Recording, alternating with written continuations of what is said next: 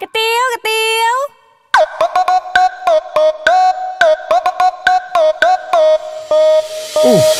Nộp một tiêu xa lắm ấy.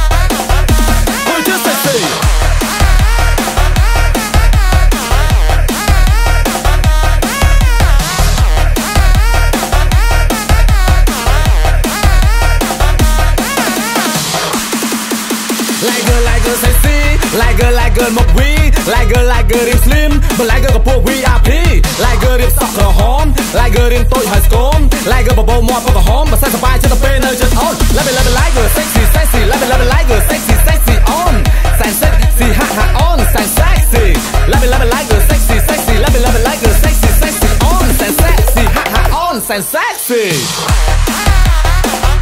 Mới nhắm con tiêu.